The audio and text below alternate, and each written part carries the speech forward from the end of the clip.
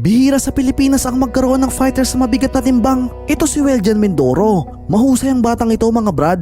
Sa edad na 25 anyos ay nagawa nitong mapanatili ang malinis at impresibong kartada nito na 15 wins all by way of knockouts. Ang malupit pa dito mga brad ay 4 sa mga huling laban nito ay ginanap sa bansang Amerika. Subalit wala na isa sa mga nakasagupa nito ang maswerteng umabot ng kahit 10 minuto man lang sa laban. Take note mga brad, bansang Amerika ang pinag-uusapan natin dito.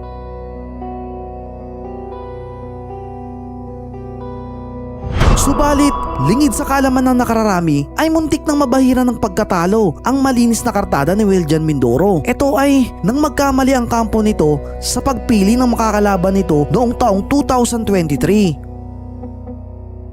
May 13, 2023 ay nang itapat ito sa isa sa pinakamabigat na pambato ng Japan sa super welterweight division na si Takeshi Inoue. Mabigat at veterano ang Japanese fighter na ito mga brad. Sa mga hindi pa nakakaalam, isa ito sa mga nagpahirap sa pambato ng Mexico na si Jaime Munguia at Tim Tszyu ng bansang Australia.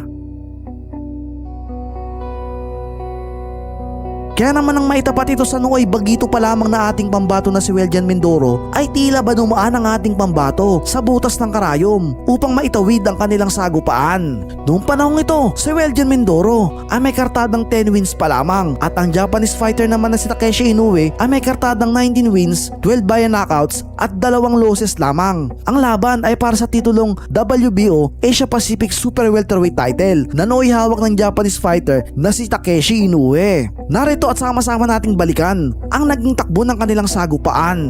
Ngunit bago tayo magpatuloy ay inaanyayahan kitang mag-subscribe at pindutin ang notification bell upang palagi kang ma-notify sa mga bago nating video. So, what's going to give? You are closer to the fight game than I ever will be. When 2 knockout artists get on top of the ring, you were saying anything can happen. Anything can happen. As you can see earlier, Mindoro threw an uppercut that landed, and sometimes it can be it. So, being in this level of power, anything can happen. That's why you shouldn't open up. And Takeshi Inoue is more defensive comparing to Mindoro, but Mindoro seems like he has confidence and power behind all of those punches that he's throwing. Is there a tendency to be impatient if you are a knockout specialist? If you are, It does, but it depends on your style. And I think a good straight, you know, the similarities between Mindoro and Yomeri is pretty similar. The way they're throwing. Yeah, yes. And being impatient can cost the fight. Oh, Get good stumbled. overhand. You were saying, Yes, like I No, I said, stumbled. and that rocked in a way. And look, and usually when the knockout artist sees that opportunity, he pounces on it. Oh, but the overhand right hand of Inoue on target, rocking Mindoro a bit. Oh, Inoue coming to life here in the second round. I think Mindoro needs to stay with his jab to set up his straight, because that will all come together, including the uppercut, like he did earlier when he hurt Inoue. There is that part of the fight, Nonito and Rachel, where you have to be patient. You know you can handle him, but you want to be patient as well. You don't want to be too gung-ho going in. And when they get into that hit zone, we just want to hit. We just want to throw those punches and set up. Oh, Here goes that uppercut again. here we go. 15 seconds left. Can you put him away? And he's throwing it wildly at that. Suddenly, this alarm clock usually tells boxers, let's go for it. Inoue is pretty strong to take these shots from Mindoro, You know, and that's a good point. and with 2 losses on his record, the way that he lost was by decisions only. So he has not been knocked out yet. In that exchange, Mindoro actually got hit. And that's where Inoue wants to be, is in that distance, because that's where he can be very dangerous for Mindoro. Oh, the overhand that landed, because again, getting that distance. And this might be Inoue's best round so far. Yes, I agree. And Sometimes fighters love that. Yeah, and again, you heard him in the early rounds, and Nice. then now he's coming in and being impatient again. Because in the third round, he was very patient using his jab. But in this round, he's like, I taste it. Like your analogy with the shark. Inoue doing a good job of clinching. Inoue loves this distance. He loves being on the yes, inside. yes, I'll stay here. Well, I think he's just seeing if what reaction Mindoro will give him. Or he's looking for other angles to work with. Whoa, there's a slip. There's a slip. Hang on, the referee. That's a very wet corner. Have you ever fought wherein they put the batya in the corner, wherein there are big pans? You've been fighting mostly in the States. Yes. Right? You've seen that, huh? I've slipped before. I've slipped before in canvases that are very slippery when it's wet. And it's horrible. It's a horrible feeling. Did you see how he just Mindoro just kind of stuck his hand out there, but it wasn't going to be anything effective or wanting it to even land.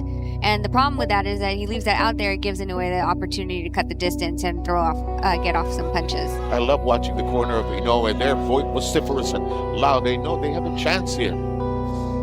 This is Good a- uppercut, good Yeah. overhand. This is a 50-50 fight for Mindoro now. Well, I think Inoue is just pressing on now. He's getting that confidence and that momentum, and he's hurting Mindoro. Oh, that's a Mindoro. good point. Like in this situation, 2 short blasts straight to the jaw of Mindoro. So when he found the distance, now he's really trying to get right in there with Mindoro. And the thing is, with Mindoro being such a longer reach and such a taller fighter, it's harder for Mindoro to get punches off when his back is up against the ropes. And he's seeing that when he's moving around laterally, Mindoro is actually reaching in easily to be countered.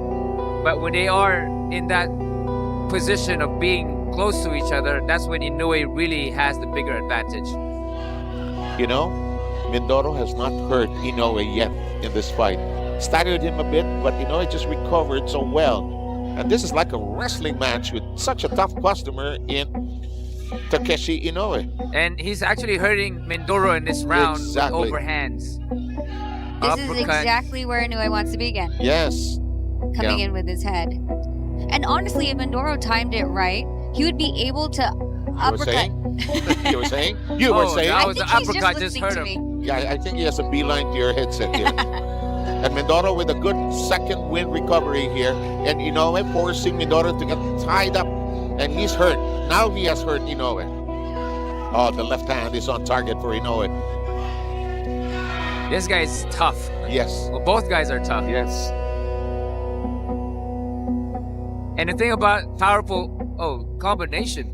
These are the middleweights, you know. I don't think we need the bell. And the blood just oozes out. Oh, Inoue hits With left a hook hand. and overhand.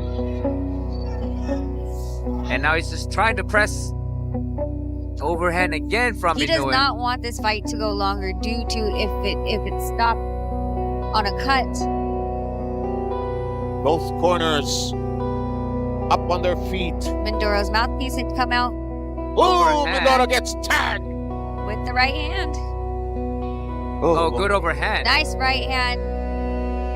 And that was the same punch at the end of the round that landed by Inoue. Mindoro needs to stick that jab out. He almost got hit with that again on this round. Needs a strong, stiff jab, not a pawing one. You know, I have a sense that Inoue could be leading in the scorecards. Huh? But Inoue is stepping back a little bit. And now he presses again and again. Another overhand. But because of that jab, which is not affecting Inoue. He takes a moment to catch his breath. He steps back, then goes back to what he's doing. You're right. And Oh. here, yes, go ahead, please. No, both fighters exchanging overhand rights. While I do agree with you with an uppercut could be there, I also believe the other side, he's not throwing. I would love to see Inoue throw a left hook. Yeah, to be a little more decisive and to hurt Mindoro just a little more at this juncture. You can see that both guys' power are not as dangerous as it was earlier. But Inoue was not even looking when he was throwing. Yeah, He's just punching. but you know, fighters, when you go into the last round, the last bell and the announcement, it's final round, will probably wake them up. We look forward to that. Good hook. Yes, he's now knocking and nailing, time and again. 3 straight attacks, and he's scoring. But look at the counter punching of Inoue. Inoue loads up on that right. Well, this is why he's pushing the fight right Yes, now. he is. A good Oh, uppercut yes, by sir. Inoue. But Mindoro coming back with his own a little uppercut as well. The uppercut has been the golden punch here in this fight. But both have unleashed it. Both have both uppercuts and overhand rights. Yes. Referee broke that action up. Another overhand by Inoue. And that's where he's going to all day long. Ang laban ay umabot sa sukdulang huling round kung saan diniklara ang resulta ng sagupaan bilang isang split draw. Anong masasabi mo dito, kabayan? Talaga nga bang draw ang resulta ng sagupaan o nabiktima ang Japanese fighter ng isang hometown decision? Ano sa tingin nyo? Kung nais mo pang mas makilala si Weljan Mindoro ay ipagpatuloy mo lang ang panonood ng video. Ito si Weljan Mindoro, tubong duminag sa Buanga del Sur. Ito ay kasalukuyang lumalaban sa mabigat na timbang ang middleweight division. Empresibo ang batang ito, mga brad. Sa edad na 24 anyos ay nagawa na itong maminti na ang 100% knockout ratio. Ang ibig sabihin nito, mga brad, sa 13 panalo nito, lahat ay tinapos ng kamao nito sa pamamagitan ng knockout. October 7, 2024 ay naganap ang US debut ni Weljan Mindoro. At ito ay kontra sa isa sa pinakadelikadong fighter ng United Kingdom na si Tyler Goodjan. Lubhang malaking pagsubok ito para kay Weljan Mindoro sapagkat hindi madaling kalaban ang mga mandirigmang Briton. Dumagdag pa dito ay ang matinding pressure ng laban na ito para kay Weljan sapagkat ito din ang unang laban nito sa labas ng Pilipinas. Ang kalaban nitong si Tyler Goodjan ay may kartadang 13 wins at 5 losses. Samantalang si Weljan Mindoro naman ay may kartadang 11 wins, all by way of knockouts. Bagamat nakalalamang sa record, ay hindi dapat maging kampante dito si Weljan sapagkat may kabigatan ng kamao ng Briton at ito ay nakalalamang din sa haba ng tahid nito. Sa pagsapit ng kanilang bakbakan ay kapansin-pansin ang ganda ng footwork ni Tyler. Tila ba pinag-aralan nito ng husto at kalkuladong-kalkulado nito ang ating pambato na si Mindoro.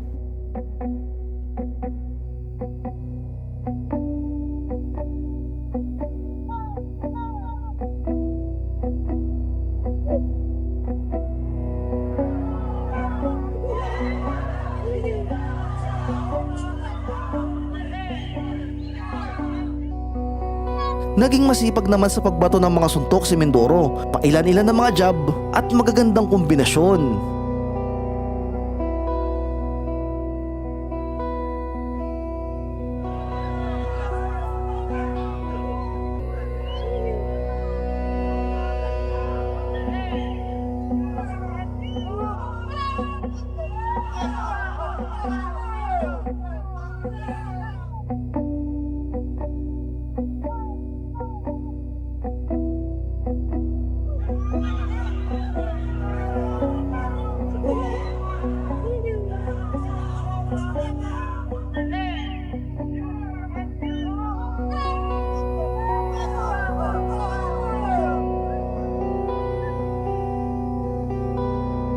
Subalit, veterano ang kalaban na si Tyler at alam nito kung paano kontrahin ang mga atake ni Mindoro. Dahil sa magandang head movement at footwork nito ay nagagawang makapuntos ni Tyler ng paisa-isang mga jab.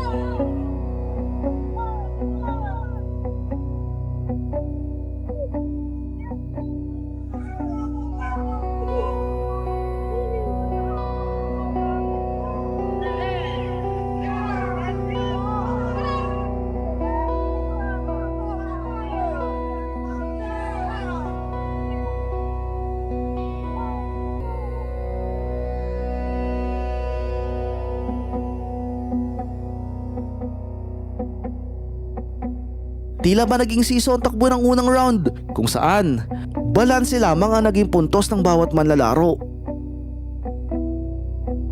Dugo at pawis ang puhunan ng isang boksingero bago ito mapanood sa entabladong ito. Kaya naman, ang laban na ito ni Weljan Mindoro ay ang magdidikta ng magiging future nito sa boxing.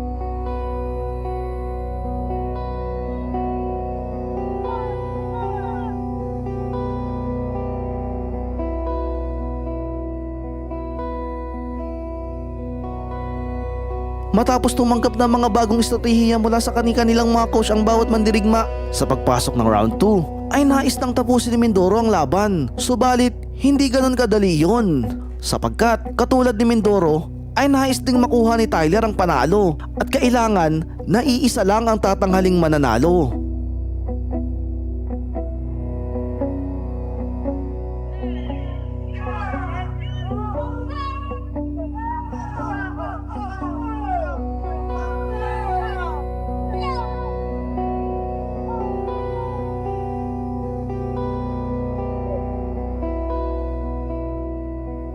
Sa pamamagitan ng magandang preparasyon at mga jabs ay nakuha ni Tyler ang unang bahagi ng round 2. Subalit naging mahinahon lamang ang ating pambato at matiyaga ito nag-aantay ng magandang atake.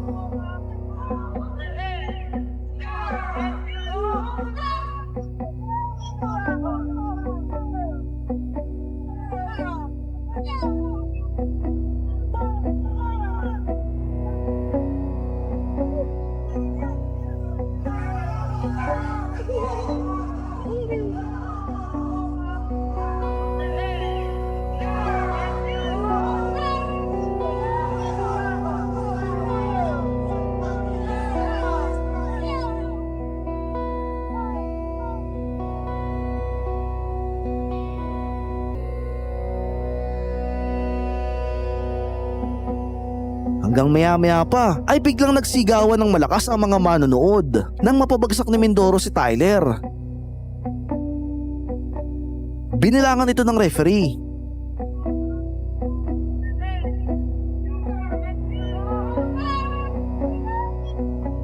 Bagamat nahihilo pa, ay nagawa pang ipagpatuloy ni Tyler ang laban. At dito ay muli itong nakipagsabayan ng kamao sa kamao kay Mindoro.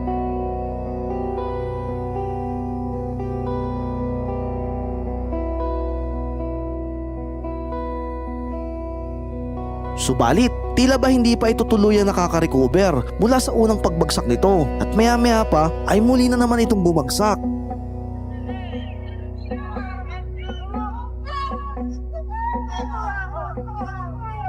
Inakala ni Mindoro na tapos na ang laban. Subalit, kamangha-mangha ang dedikasyong manalo ng Briton at muli nitong nalampasan ang bilang ng referee sa ikalawang pagkakataon. Marahil nasa isip ni Tyler na hindi nito ganoon na lamang kadali ibibigay sa Pinoy ang panalo. At sa muling pagbitaw ng referee ay tila ba galit na toro ang Pinoy at agad nitong sinuwag ang nahihilo pang si Tyler. Bagsak ito.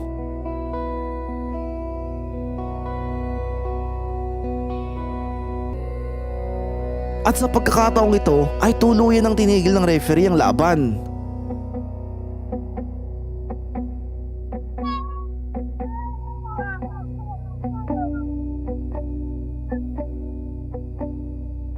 Kamangha-mangha ang laban na pinakita ng Briton mula sa magagandang footwork, magagandang preparasyon at magagandang kombinasyon nito. Subalit, nagmistulang leon naman ang ating pambato na si Mindoro kung saan matyaga lamang ito naghintay ng magagandang pagkakataon kung kailan ito aatakihin ang biktima nito. Dahil dyan ay nakuha ni Weljan Mindoro ang unang tagumpay nito sa labas ng bansa. Anong masasabi nyo sa galawan ni Mindoro mga brad? Pwede na kaya ito isabak sa world title? Handa na kaya ito para sa mga di-kalibring world class opponent sa middleweight division katulad nila Canelo Alvarez at Triple G? Kung nais mo pang mas makilala ng gusto si Weljan Mindoro ay ipagpatuloy mo lang ang panonood ng bidyong ito. Bihira sa Pilipinas ang magkaroon ng fighter na nagmula sa mataas na dibisyon. Ang tinaguriang The Triggerman ng Zamboanga del Sur na si Weljan Mindoro ay isa sa mga top prospect na inaabangan ngayon sa light middleweight division. 11 win all by way of knockouts. Ito ang kasalukuyang record ni Weljan Mindoro. May taas na 5'11". Ang 23 anyos na si Weljan Mindoro ay kasalukuyang number 62 sa super welterweight division sa world ranking, kung saan mayroong 1,933 na kalahok at number 1 naman sa Philippine ranking sa nasabing division. Sinilang sa probinsya ng Zamboanga del Sur noong year 2000. Sa murang edad, natuto itong magsuot ng gloves at ang boxing ang nakita nitong paraan upang makatulong sa kanyang pamilya at makaahon sa kahirapan. Naganap ang pro debut nito noong April 4, 2019 kontra sa kapwa dito Pinoy na si Jerry Calao, kung saan panalo si Weljan via technical knockout sa round 3. At matapos lang ang 3 buwan ay nasundan kaagad ang laban ni Weljan kontra kay Johnny Canoy, kung saan muli niya itong natalo via technical knockout sa round 2.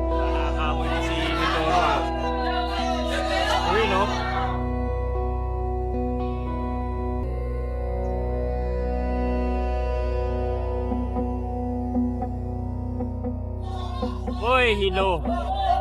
Yun ang ba sinasabi ko. Dahil sa pambihirang lakas na pinapakita ng The Triggerman, halos kada buwan itong lumalaban at nagtatala ng knockout victory matapos ang huling laban nito bago magdeklara ng pandemic kontra kay Michael Escobia noong March 5, 2020. Ay halos 2 taon din itong hindi nakabalik sa ibabaw ng lona.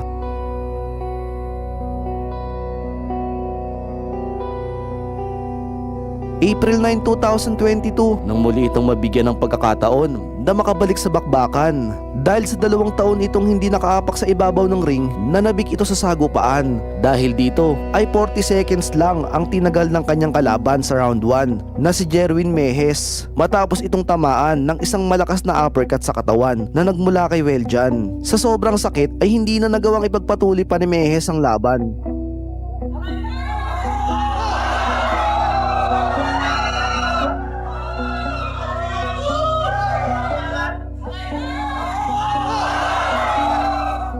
Makalipas lang ang 3 buwan ay muli itong umakyat sa ring upang subukan ang kanyang galing sa mas eksperyensado at mas mahabang tahid na si Jason Eguera. Si Jason Eguera ay may malawak na karanasan sa boxing. Dahil dito ay nagawa nitong tumagal sa laban at nabigyan ito ng magandang bakbakan si Weljan. Ngunit sa pagsapit ng round 3 ay dito na unang natikman ni Eguera ang lakas ng kamao ng batang fighter. Bumagsak ito matapos umepekto ang sakit ng kamao na tumama dito. Nagawa pa nitong ipagpatuloy ang laban, ngunit pagsapit ng round 6, isang solid right hook ang muling sumapul sa mukha ni Eguera, dulot ng pinsalang tinamo. Dito na napilitan ng referee na itigil ang laban.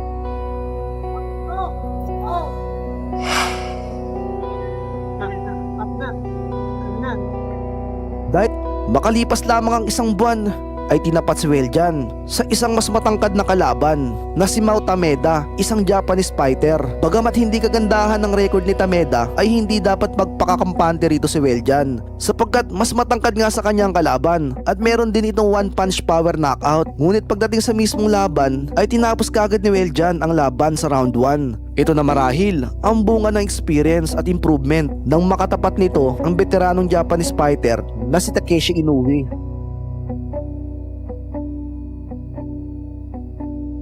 Sa ngayon ay nananatiling undefeated with 100% knockout ratio si Weljan. Sana ay mapansin ito ng mga bigating promoter at mabigyan ng magaling na trainer upang magkaroon ng chance na maging isang world champion at maitapat sa mga di-kalibring fighter sa middleweight division katulad nila Triple G at Canelo Alvarez.